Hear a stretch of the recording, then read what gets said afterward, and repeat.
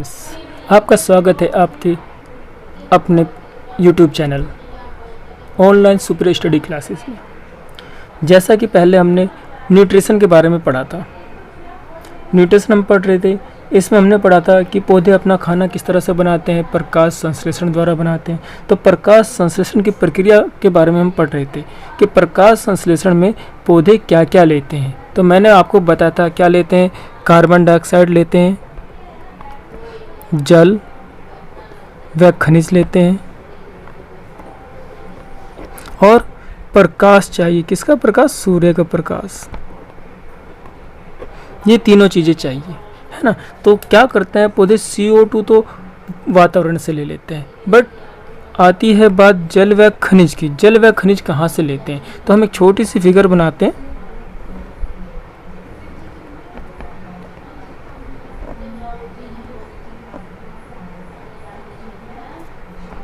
आप भी बनाना चाहे तो बना सकते हैं। ये इसका फ्रूट है,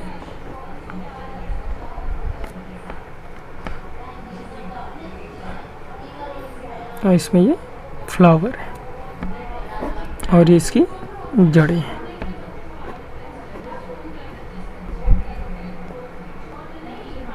हैं।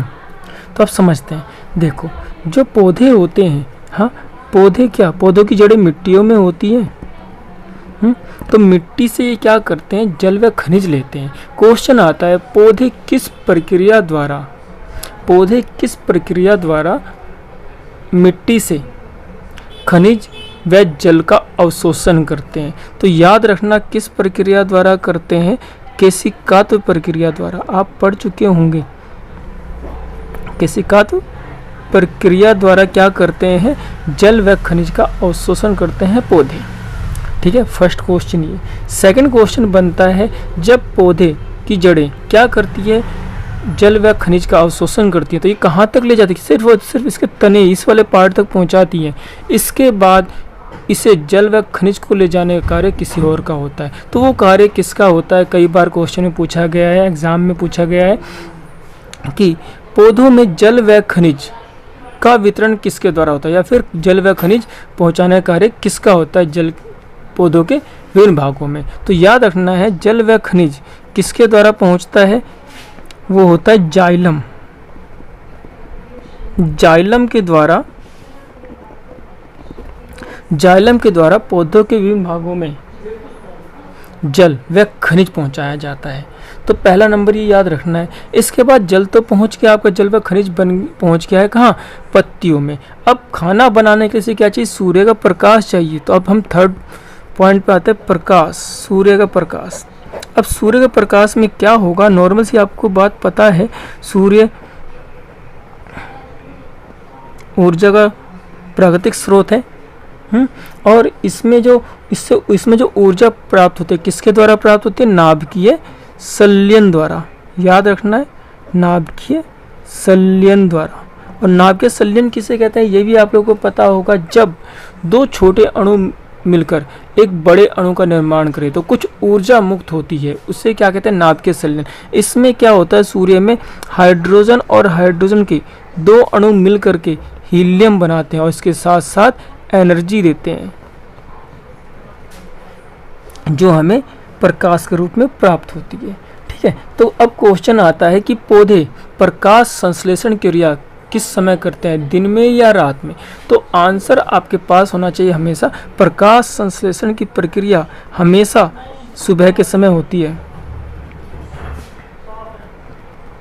संश्लेषण की क्रिया कब होती है?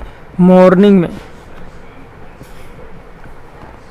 होती है। हाँ ठीक है। फिर सेकंड नंबर पे क्वेश्चन आता है, अब प्रकाश संश्लेषण तो हो रहा है इसमें मॉर्निंग में। क्वेश्चन ये बनता है हमारे पास कि प्रकाश संश्लेषण की अभिक्रिया पौधे सर्वाधिक किस रंग के प्रकाश में करते हैं? सर्वाधिक किस रंग के प्रकाश में करते हैं? तो याद रखना है किस रंग के प्रकाश में सर्वाधिक होता है प्रकाश संश्लेषण? तो लाल व नीले रंग के प्रकाश में सर्वाधिक होता है क्या? प्रकाश संश्लेषण। फिर सेकंड क्वेश्चन बनता है आपके पास कि सबसे कम प्रकाश संश्लेषण किस रंग के प्रकाश में होता है? तो वो उससे भी याद रखेंगे हम, हरा व बैंगनी। इसमें सबसे कम होता है। याद रखना, ये क्वेश्चन पूछे जाते हैं एसएससी में पूछे जाते हैं, रेलवे में पूछे जाते हैं। आप एसएससी का एग्जाम होने वाला है, रेलवे का एग्जाम होने वाला है, बाकी आप जो भी एग्जाम दोगे, जो भी बायो से क्वेश्चन आते हैं, जनरल साइंस से जितने भी क्वेश्चन आते हैं वो सभी इसी में से आते हैं। ठीक है, तो ध्यान रखना है हमें। फिर इसके बाद एक और क्वेश्चन बनता है, सर्वाधिक प्रकाश का प्रयोग कौन प्रकाश संश्लेषण में करता है, या फिर किसके द्वारा सर्वाधिक प्रकाश संश्लेषण में सूर्य के प्रकाश का प्रयोग किया जाता है। तो ध्यान रखना 90%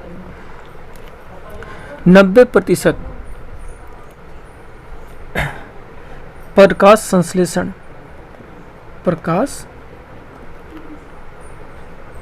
90% प्रकाश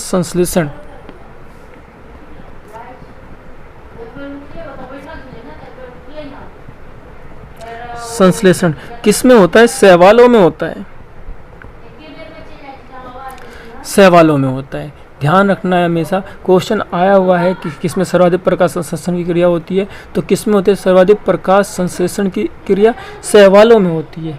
ठीक है, फिर इसके बाद एक क्वेश्चन इसी से बनता है कि शैवालों का अध्ययन क्या कहलाता है। आप लोग कमेंट कर सकते हैं, शैवालों का अध्ययन क्या कहलाता है, मैं देखूंगा।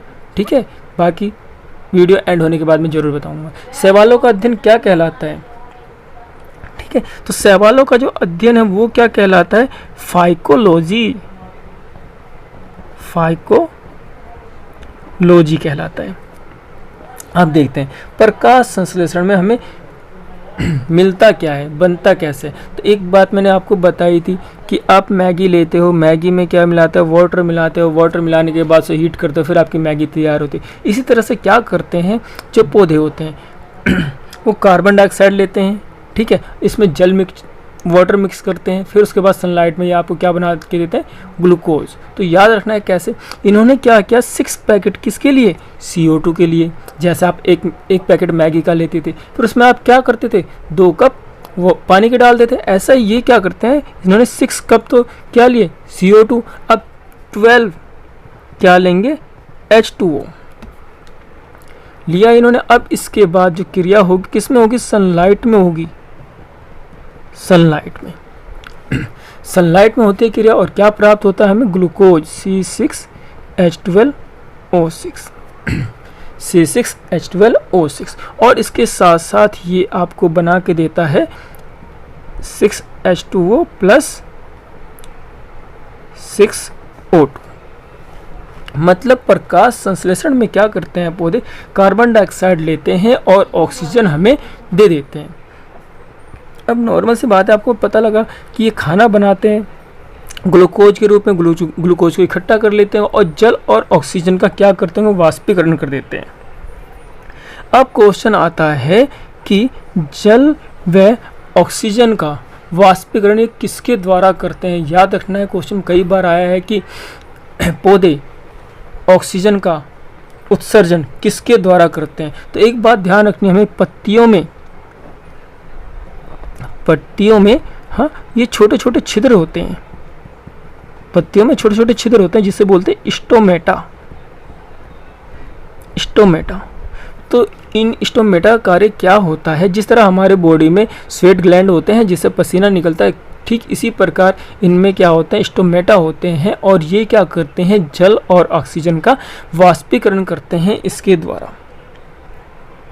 याद रखना है हमेशा, किसके द्वारा? स्टोमेटा के द्वारा क्या करते हैं? वाष्पीकरण करते हैं। किसका? जल व ऑक्सीजन का। फिर इसके बाद एक क्वेश्चन बनता है आपके लिए कि वाष्पोत्सर्जन की दर को किसके द्वारा मापा जाता है? याद रखना है, पेपर में कई बार पूछा गया है। वाष्पोत्सर्जन जो वाष्पीकरण होता है इसका, उसकी दर को हम किसके द्वारा मापते हैं? तो लिखेंगे वाष्पोत्सर्जन की दर को मापने वाला यंत्र, इसका नाम है पोटोमीटर। याद रखना, कई बार आया पोटोमीटर।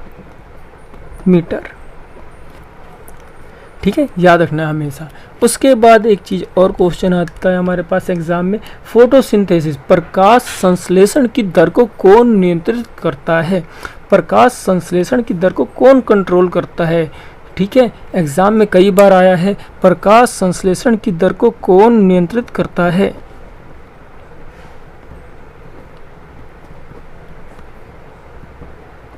की दर को कौन कंट्रोल करता है? तो याद रखना है, दो टाइप के एंजाइम होते हैं पौधे के अंदर, एक होता है साइटोकाइनिन और एक होता है ऑक्सिन। तो जो साइटोकाइनिन होता है उसका काम होता है आपका, उसका काम होता है पौधों में प्रकाश संश्लेषण की दर को बढ़ाना। ठीक है, उसके बाद मैंने दूसरा नाम बताया आपको ऑक्सिन। ऑक्सिन का काम क्या होता है?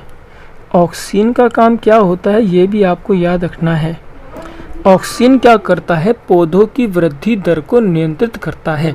ऑक्सिन हार्मोन या ऑक्सिन एंजाइम का स्राव जितना अधिक होगा पौधों में, पौधों की लंबाई उतनी अधिक होगी। तो ऑक्सिन क्या करते हैं? वृद्धि दर को नियंत्रित करते हैं, वो भी किस में? पौधों में। याद रखना है। ठीक है, फिर इसके बाद आता है हमारे पास कि सबसे तेजी से बढ़ने वाला पौधा कौन सा है?